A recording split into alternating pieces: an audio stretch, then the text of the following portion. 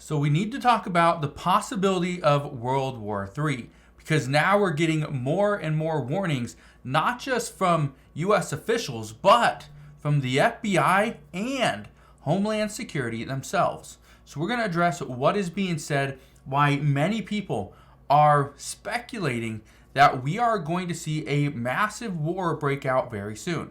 So I want to break down what is going on right now and why this involves the United States. But all I ask is one thing. It takes 2 seconds. Go ahead, hit that like button if you enjoy these daily updates. And now let's begin.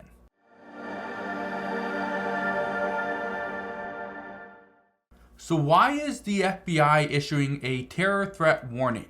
Well, it has to do with two countries.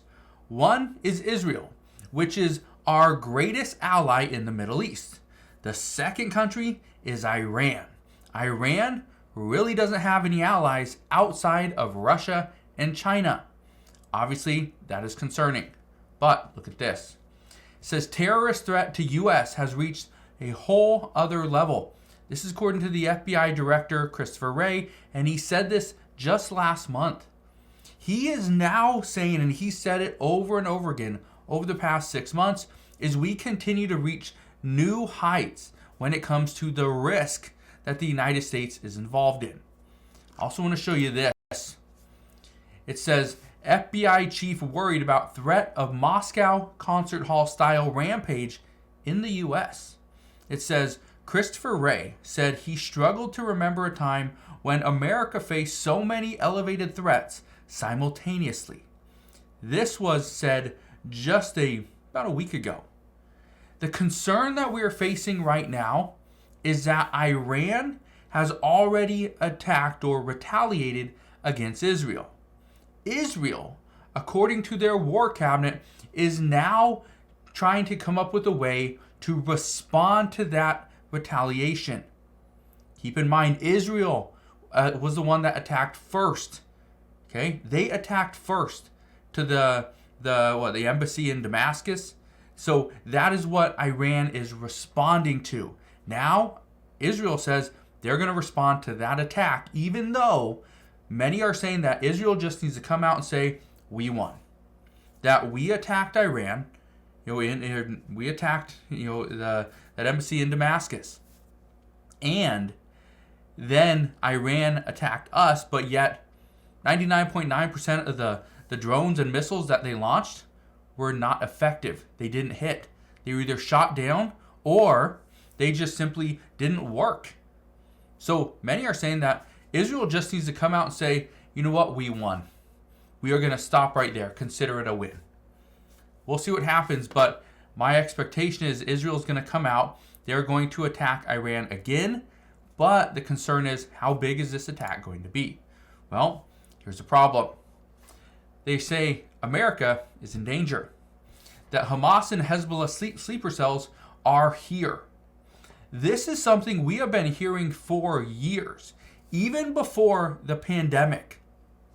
We were told that Hezbollah had sleeper cells here inside the United States. We didn't know where they were, we didn't know who they were, and we had no clue when they'd be activated. All we knew is that they're here. They're still here. And that's a problem. Now, the problem, though, is they're waiting. Look at this opinion piece. This was written, okay? Let me just highlight this really quick. This was written on January 3rd, 2020, okay? So this was written over 4 years ago.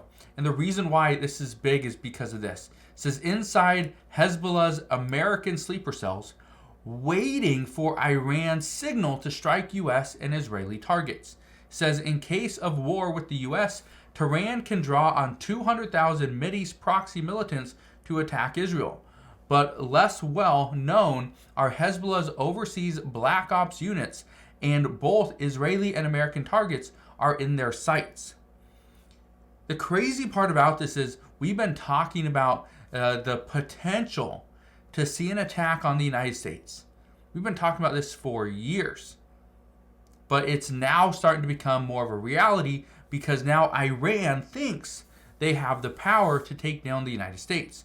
But based off what we saw, based off of the strike against Israel, the majority of the weapons the majority of the drones and the missiles were shot down or just didn't actually function properly. How crazy is that? That Iran thought they had it. They knew what they were doing. They were going to send all these missiles, all these drones. This was going to really disrupt Israel. However, Israel now feels like they won because those drones and missiles didn't get past them. Only a handful, I believe they said like 9, got through. How crazy is that? Also want to show you this. It says the United States said to Israel, and they've been saying this for the past day, is if you strike back at Iran, you'll do it alone. The United States military is not going to help with an offensive attack. They will help defensively only. That was what the Biden administration said. That was what Pentagon officials have reiterated, that the U.S. military will not attack Iran, but if Iran decides to attack Israel, then they will play defense and help Israel stop any attack. But as far as coming out and attacking Iran directly, it's not going to happen. I want to show you this as well. This is Iran's warning, because Iran is actually warning the United States to stay away. Iran says to stay away as America shoots down drone launched at Israel. The United States shot down a lot of drones, a lot of missiles. Okay, we used a lot of our different military technology, and we were able to stay ahead of what Iran was doing. That's why Israel was able to get away pretty much unscathed. No deaths, very minimal injuries. That was it. Now, I bring this to your attention because of one thing. Everybody is talking about the potential to see World War III because of what Iran and Israel are doing. Here's what the United States and other countries are doing at this time. They're trying to pretty much separate themselves from Israel. And they're trying to do this in a way that will put all the responsibility on Israel. Not the United States, not any European countries, right? Everybody's trying to pull away. The reason for this is because they expect Benjamin Netanyahu is going to retaliate against Iran. When they do, the United States does not want to be involved. President Biden has come out repeatedly over the past 24 hours and said that the United States will not be involved in an offensive attack. They will only help defensively. He's been very clear on that. But again, we're trying to pull ourselves away, trying to separate, because we do not want to see any misinformation, any miscalculation pull us into this fight. Because if the United States jumps into this war, it will be a world war. If it is the United States against Iran, it will be a world war.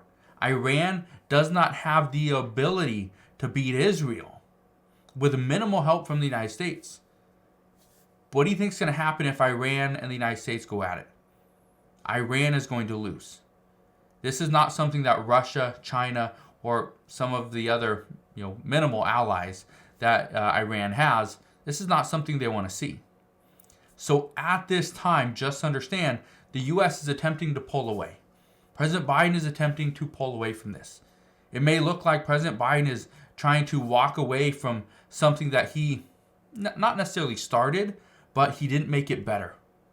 And we are still, at this time, Congress is still considering sending Israel additional funding.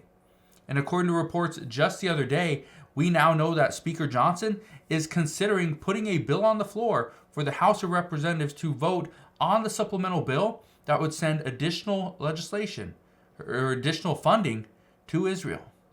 So, all I can tell you right now is that the FBI is issuing these warnings because they see the threat that's there. The U.S. border has been pretty open. Thousands upon thousands of people continually cross the U.S. border, U.S. southern border, into places like California and Arizona, struggling to get into Texas. But at this time, how many times a day do you hear about the issues regarding the U.S. border? Not many now, because now all the discussions are on Iran and Israel and Hamas, Russia and Ukraine. They're not talking about the U.S. southern border. That just shows me, just based off all the things that I've seen, is it showing me that we are now letting more people in. And I read a report just this morning that's saying that apprehensions are down. They're down at the U.S. southern border. And one person said, well, that's good news. Well, I'm here to tell you that's not good news, because the amount of people crossing based off reports is actually up. But the apprehensions are down, which means we are seeing less people get apprehended, but more people are crossing. That means more people are entering the United States at this time. And again, we have no clue where they're coming from, where they're going, or what their intentions are. And right now, if the FBI is concerned with possible sleeper cells from Hezbollah, yeah, that's concerning to me as well. So that's what we know at this time. Again, as always, as I know more, I promise I'll come back on and share all latest news and updates. But that is what we know as of today. So again, thank you guys for watching. Consider subscribing. I'll see you guys on the next one.